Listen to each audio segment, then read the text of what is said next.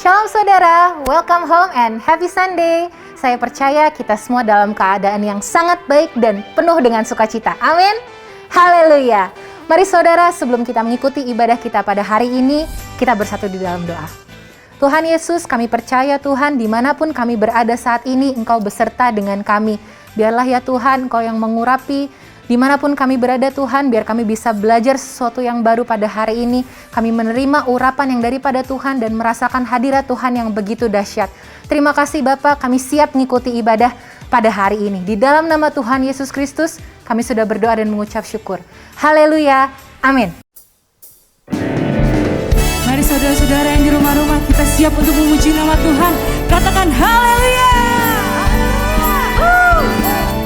Sama-sama kita bertepuk tangan saudara-saudara. Kita mau masuk ke dalam gerbangnya Tuhan. Amin. Datanglah ke baitnya dengan hati bersyukur, ke dalam pelatarannya dengan hati bersuka, rasakan dan lihatlah betapa baiknya Tuhan bagi yang berlindung padanya. Akan apa saudara-saudara? Akan bersorak-sorak. Yes. Akan bersorak-sorak. Bersyukurlah kepada Tuhan, sebab Dia baik, bahwasanya untuk selamanya kasih setianya. Bersyukurlah kepada Tuhan, sebab Dia baik, bahwasanya untuk selamanya kasih setianya. Sama-sama kita bertepuk tangan saudara-saudara. Kita nyanyikan kembali.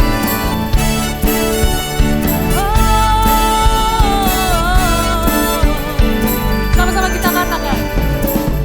Datanglah ke baitnya dengan hati bersyukur, ke dalam pelatarannya. Dengan hati apa saudara-saudara? Dengan hati bersyukur, rasakan dan lihatlah betapa baiknya Tuhan bagi yang berlindung padanya.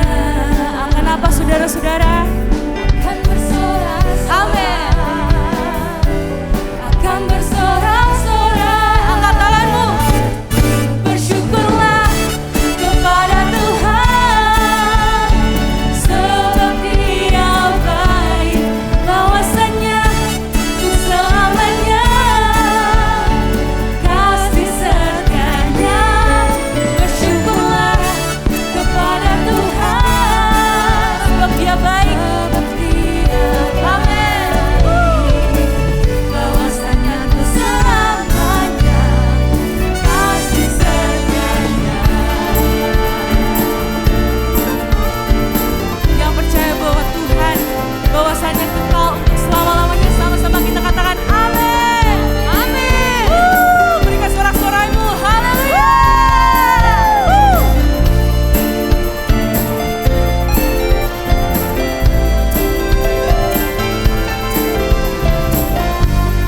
Sama-sama kita katakan, kasih-Nya tak berubah dulu, sekarang, dan selama-lamanya saudara-saudara.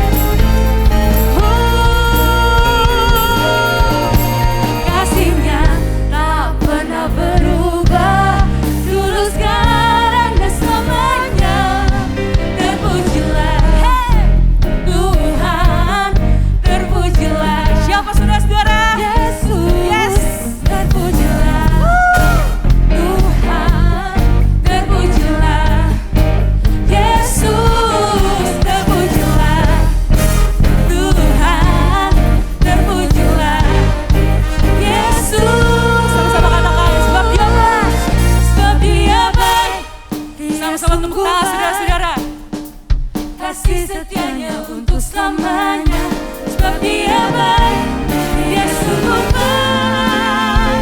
Kasih setianya kekal.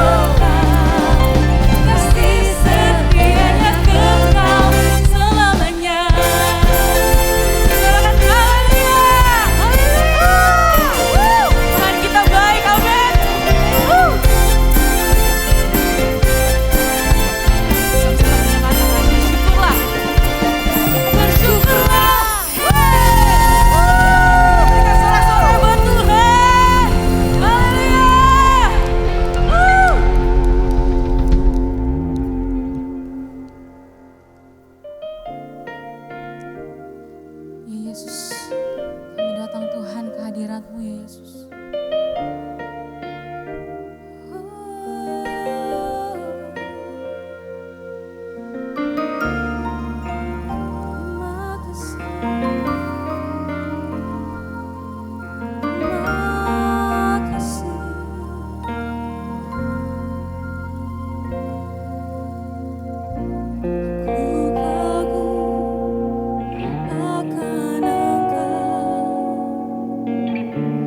Kau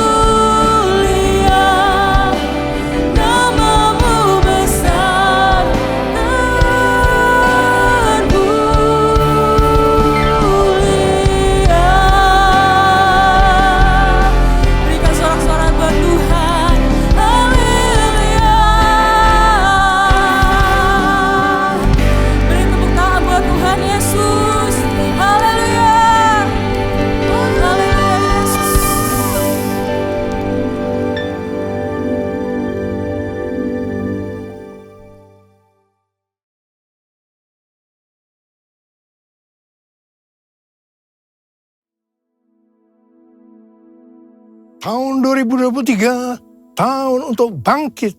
Jadilah pemenang. The year to rise up, be victorious. Kalau kita melakukan pesan Tuhan ini, saya yakin kita akan berkata bahwa tahun 2023 akan lebih baik dibandingkan tahun 2022. Yang percaya katakan amin. Padahal banyak hamba-hamba Tuhan dan juga para ahli mendapatkan bahwa tahun 2023 adalah tahun yang berat. Pandemi belum selesai. Perang Rusia-Ukraina juga belum selesai. Yang mengakibatkan krisis ekonomi dan krisis energi. Sepertiga dari negara di dunia, yaitu sekitar 70 negara, diperkirakan mengalami resesi. Bahkan negara yang tidak mengalami resesi, ratusan juta penduduknya merasakan seperti sedang resesi. Sekitar 47 negara sedang antri menjadi pasien IMF, International Monetary Fund. Indonesia pernah mengalami masa ini, yaitu pada tahun 1997-1998. Pastor D, seorang nabiah hamba Tuhan dari Perth, Australia, yang sudah sekitar 2 tahun menjadi pendoa syafaat saya, di mana nubuatan tajam memberikan nubuatan bahwa tahun 2023 badai dalam ukuran besar akan banyak terjadi. Gempa bumi di atas 5 skala Richter juga akan banyak terjadi. Kita diminta untuk menghardik lempengan-lempengan tektonik yang menyebabkan gempa bumi dengan berkata, dalam nama Yesus, diam, tenanglah. Dan Indonesia juga sedang memasuki tahun politik. Pada tanggal 14 Februari 2024 akan diadakan pemilihan presiden. Biarlah kita berdoa untuk ini. Dengan meminta presiden yang takut akan Tuhan, nasionalis dan toleran. Cindy Jacob mewakili Apostolic Council of Prophetic Elders, yaitu Dewan Kerasulan para Tetua Kenabian, mengatakan bahwa tema tahun 2023 adalah tahun berkat melimpah dan kekacauan. Mungkin ini terkesan kontradiktif. Bagaimana kita dapat memiliki berkat yang melimpah sekaligus kekacauan? Penjelasannya adalah kita akan melihat berkat melimpah di tengah kekacauan. Kita ingat pesan Tuhan di awal tahun 2023. Yaitu meskipun keadaan tahun 2023 tidak baik, tetapi kita harus percaya bahwa tahun 2023 akan lebih baik dibandingkan tahun 2022. Apa dasar kita untuk percaya bahwa tahun 2023 akan lebih baik dibandingkan tahun 2022? Alasan pertama, sesuai dengan Ratapan 3 ayat 22 dan 23 yang berkata, tak berkesudahan kasih setia Tuhan, tak habis-habisnya rahmatnya, selalu baru tiap pagi, besar kesetiaan.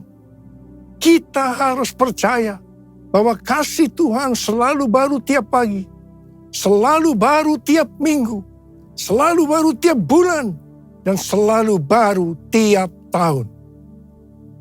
Alasan yang kedua, sesuai dengan Ratapan 3 ayat 24 yang berkata, Tuhan adalah bagianku, kata jiwaku. Oleh sebab itu aku berharap kepadanya. Jadi kalau kita berharap kepada Tuhan, maka kita akan berkata, tahun 2023 akan lebih baik dibandingkan tahun 2022. Haleluya!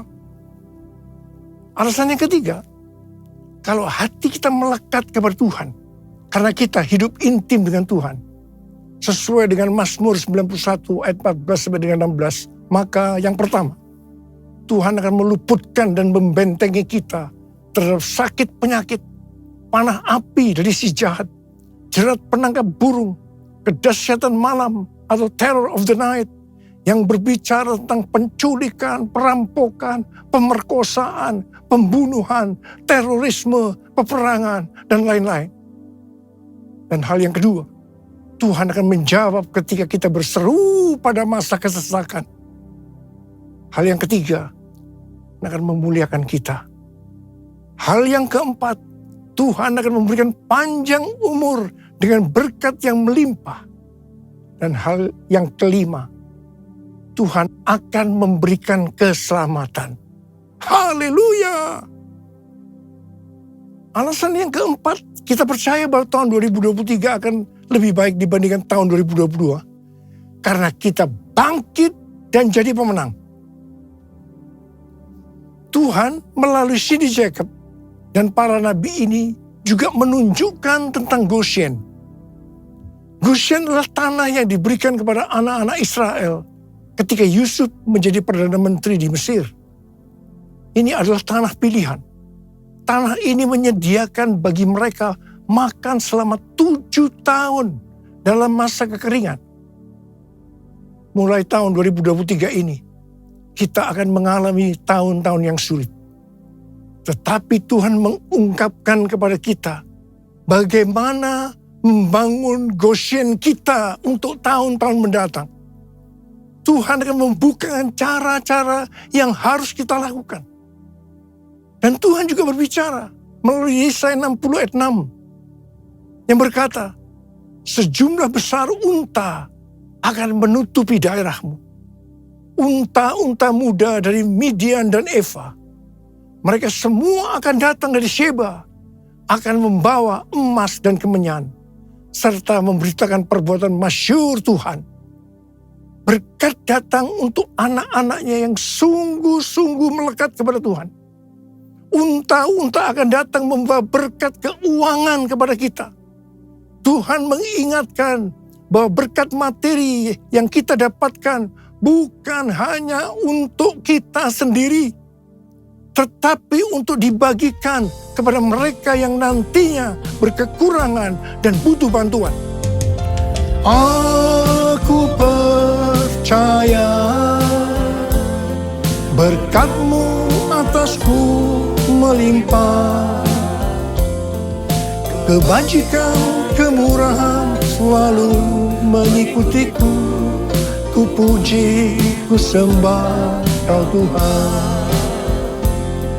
Kebajikan, kemurahan selalu mengikutiku.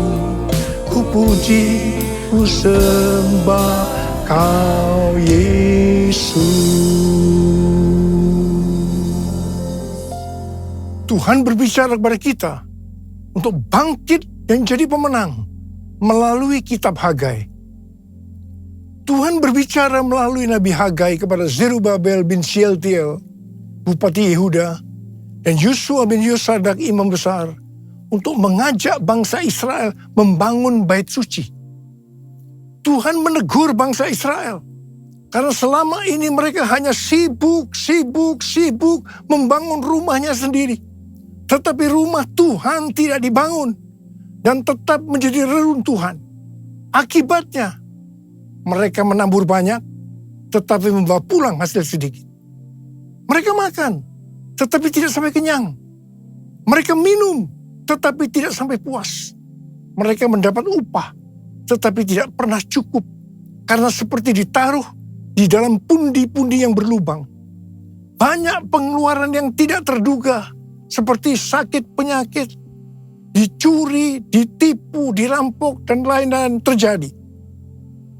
Mari, kita sekarang introspeksi, melihat diri kita masing-masing. Apakah keadaan kita seperti keadaan orang Israel pada waktu itu?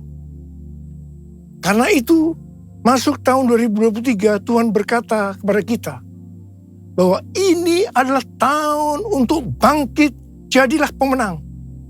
Kita diminta untuk bangkit dan membangun manusia rohani kita.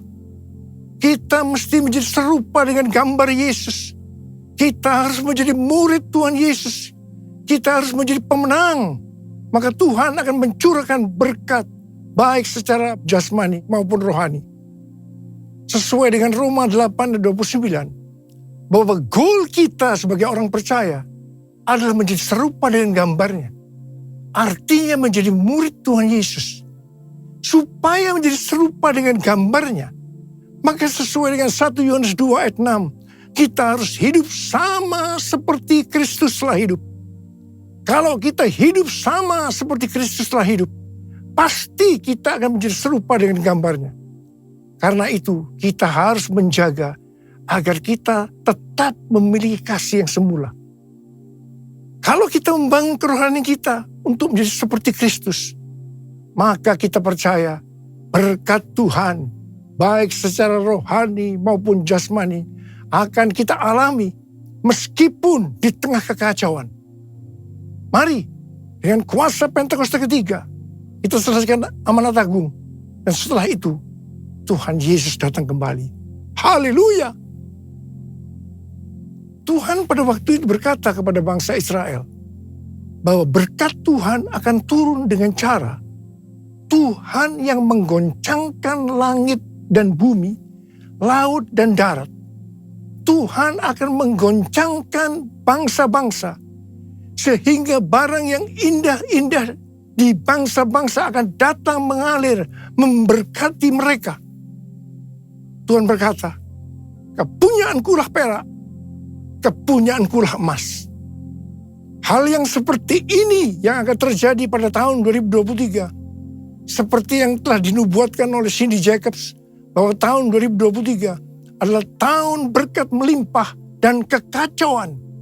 Di mana ini dapat diartikan bahwa kita akan melihat berkat yang melimpah di tengah kekacauan. Kerajaanmu datanglah, kehendakmu jadilah, di bumi seperti di surga. Kerajaanmu datanglah, kehendakmu jadilah, di bumi seperti di surga. Kerajaanmu datanglah, kehendakmu jadilah, di bumi seperti di surga. Di bumi seperti di surga. Tuhan juga berbicara agar kita bangkit dan menjadi pemenang dalam hal memberi dalam kemurahan hati. Dasar bahwa kita diminta untuk memberi dalam kemurahan hati adalah, yang pertama, karena Allah kita adalah Allah yang murah hati. Dan hal yang kedua, Tuhan Yesus memberikan teladan memberi dalam kemurahan hati. Apa yang Tuhan Yesus lakukan? Yang pertama, dia rela mati bagi kita karena mengasihi kita. Kasih yang terbesar adalah memberikan nyawa untuk sahabat-sahabatnya. Adakah pemberian yang lebih murah hati dari memberikan nyawa? Tuhan Yesus lebih dahulu mengasihi kita. Contoh memberi dalam kemurahan hati, seperti terdapat dalam Roma 12 ayat 1 yang berkata, karena itu, saudara-saudara, demi kemurahan Allah, aku menasihatkan kamu, supaya kamu mempersembahkan tubuhmu sebagai persembahan yang hidup, yang kudus, dan yang berkenan kepada Allah. Itu adalah ibadahmu yang sejati. Tuhan menghendaki kita melakukan ini. Persembahan kepada Tuhan bisa berupa ucapan syukur dan penyembahan, taat kepada firman-Nya, melayani pekerjaan Tuhan, serta persembahan berupa materi, seperti persembahan khusus, persembahan persepuluhan, persembahan sulung, merupakan bukti ketaatan kita kepada firman Allah melalui gereja tempat kita tertanam. Ada 3 macam respon dari orang percaya dalam hal memberi, dalam kemurahan hati. Respon pertama, bagi yang memiliki hubungan yang intim dengan Tuhan, mereka akan memberi dengan standar tinggi, yaitu senantiasa berupaya memberikan yang terbaik untuk Tuhan.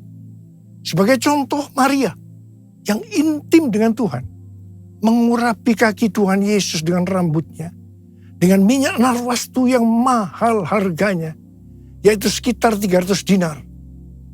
Itu merupakan upah 1 tahun bagi seorang pekerja. Jadi sangat besar nilainya. Dan ini merupakan persembahan yang terbaik. Respon yang kedua, bagi mereka yang tidak intim dengan Tuhan, mereka hanya dapat memahami bahwa memberi persembahan secara materi itu hanya sebagai hukum yang tertulis. Ketika yang lain sudah dengan tekun memberi, dengan setia, persembahan persepuluhan, persembahan khusus, dan persembahan sulung, dia masih sibuk menggali apakah persembahan-persembahan itu alkitabiah atau tidak. Respon yang ketiga, bagi mereka yang cinta uang dan pencuri kas milik Tuhan seperti Yudas Iskariot, akan mengkritik orang seperti kepada Maria yang memberikan persembahan yang terbaik kepada Tuhan, yaitu minyak narwastu yang mahal harganya. Dengan dalih, mengapa tidak diberikan kepada orang miskin saja? Demikian juga mereka yang termasuk orang-orang yang seperti ini akan menyamaratakan semua pendeta yang mengajar tentang memberi persembahan uang sebagai golongan pendeta yang mencari keuntungan dari jemaat. Bukan rahasia lagi bahwa cukup banyak pendeta yang takut untuk memberikan pelajaran tentang kebenaran memberi persembahan uang dalam kemurahan hati. Apa akibatnya? Akibatnya, baik pendeta itu maupun jemaatnya gagal untuk menerima berkat yang terbaik dari Tuhan. Kesimpulannya, memberi persembahan materi dalam kemurahan hati hanya dilakukan oleh orang-orang yang hidupnya intim dengan Tuhan. Saya berdoa agar berkat yang terbaik dari Tuhan akan kita terima dalam tahun 2023 ini karena kita intim dengan Tuhan. Ku sembah Kau Tuhan, ku mengangkat tanganku, selamanya Kau ajaib bagiku. Ku sembah Kau Tuhan, ku mengangkat wajahku, selamanya Kau hebat bagiku. Haleluya, haleluya, haleluya, haleluya, haleluya,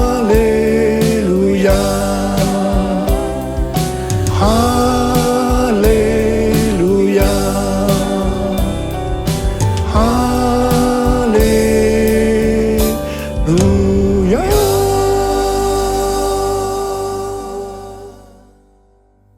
Sudah lebih dari 12 tahun Tuhan berbicara kepada kita tentang persembahan sulung dari Amsal 3 ayat 9 dan 10 yang berkata, muliakanlah Tuhan dengan hartamu dan dengan hasil pertama dari segala penghasilanmu. Maka lumbung-lumbungmu akan diisi penuh sampai melimpah-limpah. Dan bejana pemerahanmu akan meluap dengan air buah anggurnya. Sesuai dengan referensi dari catatan Amsal 3 ayat 9 dan 10 dari The Apologetics Study Bible dan catatan Alkitab Penuntun Hidup Berkelimpahan dari Life Application Study Bible versi Injili, maka yang dimaksudkan dengan persembahan sulung adalah hasil pertama yang merupakan hasil terbaik secara kualitas dan kuantitas. Hasil pertama dari gaji kita, bukan sisa-sisa. Persembahan sulung untuk tahun 2023 adalah seluruh penghasilan yang didapatkan pada bulan Januari 2023 yang diberikan pada bulan Februari 2023. Dalam Alkitab, Tuhan Yesus sendiri yang menyinggung tentang memberikan persembahan dari seluruh penghasilan seorang janda miskin dalam Markus 12 ayat 41 sampai 44. Pada suatu kali Yesus duduk menghadapi peti persembahan dan memperhatikan bagaimana orang banyak memasukkan uang ke dalam peti itu. Banyak orang kaya memberikan jumlah yang besar. Lalu datanglah seorang janda yang miskin dan ia memasukkan 2 peser, yaitu 1 duit. Maka dipanggilnya murid-muridnya dan berkata kepada mereka, aku berkata kepadamu, sesungguhnya janda miskin ini memberi lebih banyak daripada semua orang yang memasukkan uang ke dalam peti persembahan. Sebab mereka semua memberi dari kelimpahannya. Tetapi janda ini memberi dari kekurangannya semua yang ada padanya, yaitu seluruh nafkahnya. Di sini Tuhan Yesus tidak melihat besarnya jumlah persembahan, tetapi berapa persen dari penghasilannya yang dipersembahkan. Meskipun jumlah persembahan janda miskin ini relatif kecil dibandingkan orang kaya tadi, tetapi Tuhan Yesus berkata, janda miskin ini memberikan lebih banyak dibandingkan dengan semua orang kaya itu. Mengapa? Karena persembahan yang diberikan janda miskin itu adalah seluruh nafkahnya, yaitu seluruh yang dia miliki. Ini contoh memberi dalam kemurahan hati. Persembahan sulung adalah bentuk memberi dalam kemurahan hati. Ini merupakan tolok ukur yang valid untuk menguji apakah kita memberi dalam kemurahan hati. Persembahan sulung diberikan dengan kerelaan hati dan ucapan syukur, bukan karena paksaan. Sekali lagi, bukan karena paksaan. Amsal 11 ayat 24 dan 25 berkata, ada yang menyebar harta, tetapi bertambah kaya. Ada yang menghemat secara luar biasa, namun selalu berkekurangan. Siapa banyak memberi berkat, diberi kelimpahan. Siapa memberi minum, ia sendiri akan diberi minum. Tahun 2023 adalah tahun untuk bangkit. Jadilah pemenang dalam hal memberi dalam kemurahan hati. Kita akan berkata bahwa tahun 2023 akan lebih baik daripada tahun 2022. Kita akan mengalami berkat yang melimpah meskipun dunia mengalami kekacauan. Haleluya! Perbuatannya besar, perbuatannya besar, perbuatannya besar, pujilah namanya, pujilah Tuhanku dengan segenap hatiku, pujilah namanya, pujilah Tuhanku dengan segenap hatiku, pujilah namanya, pujilah namanya, pujilah namanya. Mari angkat tangan saudara, angkat tangan kita, sembah dia. Bisa berbahasa roh saat ini.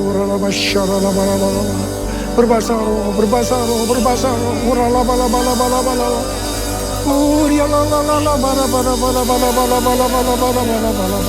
Berbahasa roh, berbahasa roh, berbahasa roh.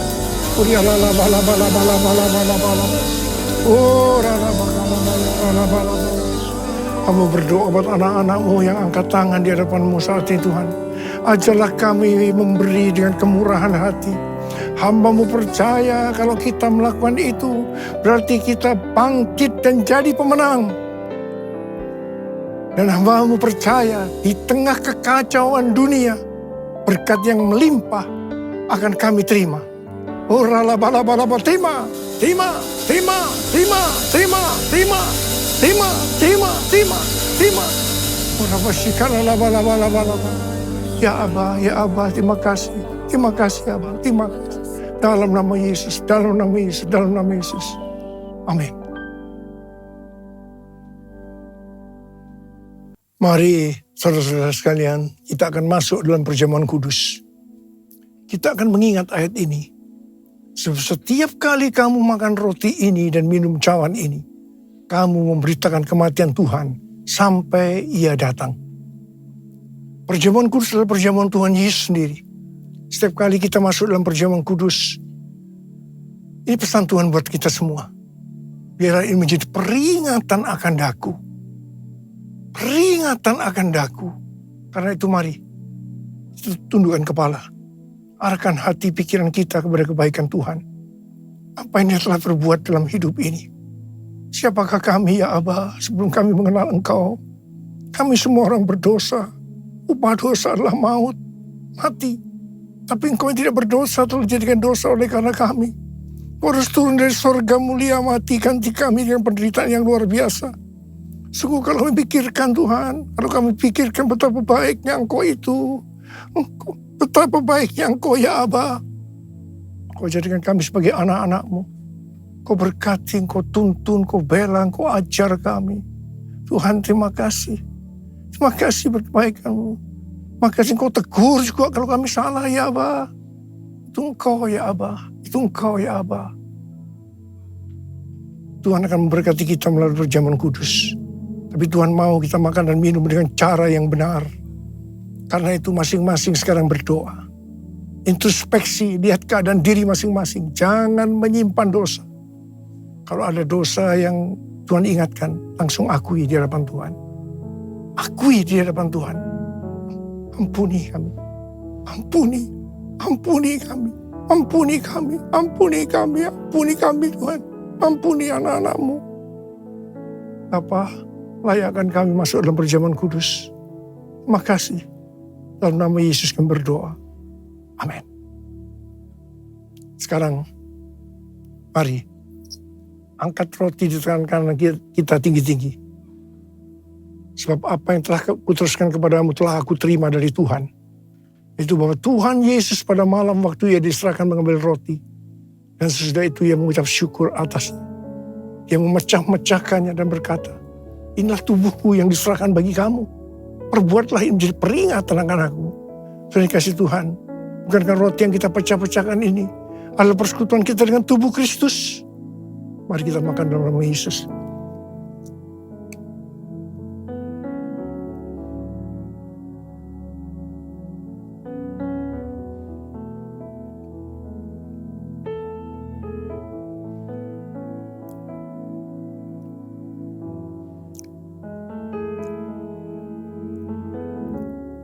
Sekarang angkat cawan di tangan kanan kita tinggi-tinggi. Dan juga yang mengambil cawan sudah makan lalu berkata, cawan ini adalah perjanjian baru ini menceritakan oleh darahku. Perbuatlah ini setiap kali kamu minumnya menjadi peringatan akan aku. Sudah dikasih Tuhan. Bukankah cawan pengucapan syukur yang atasnya kita ucapkan syukur adalah persekutuan kita dengan darah Yesus. Mari kita minum dalam nama Yesus.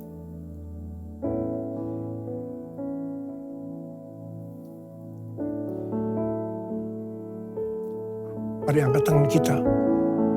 Ucapkan syukur dengan suara, jangan diam. Ya Tuhan, terima kasih Tuhan. Terima kasih ya Tuhan. Terima kasih ya Tuhan. Terima kasih ya Tuhan. Ya Aba, ya Aba, ya Aba, ya Aba, terima kasih. Terima kasih ya Aba. Terima kasih ya Aba. Ora-la-ba-la-ba-la-ba-la-ba-la-ba. Hamba berdoa. Saya mau mendoakan bagi mereka yang sakit. Angkat tangan saudara. Tuhan, Kau melihat tangan yang terangkat. Mereka membutuhkan pertolongan Tuhan. Mereka sakit.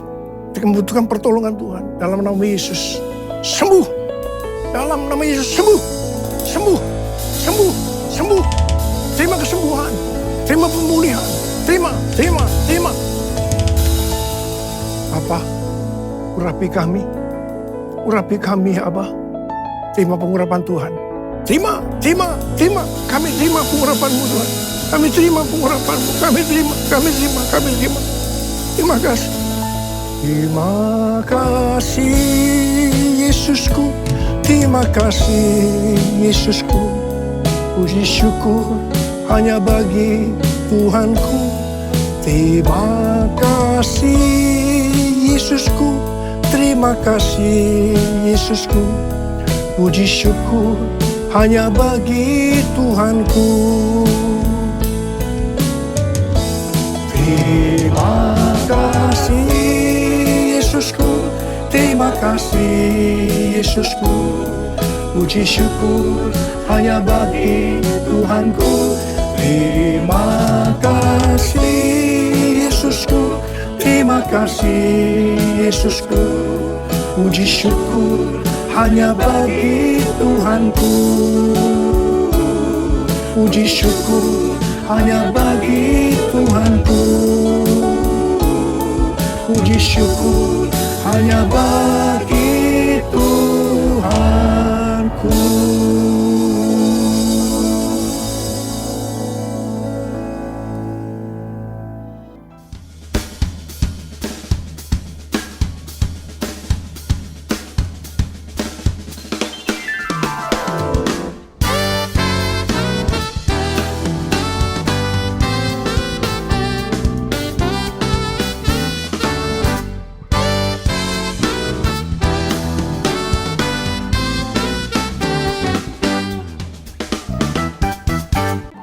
Mazmur 91, dalam lindungan Allah.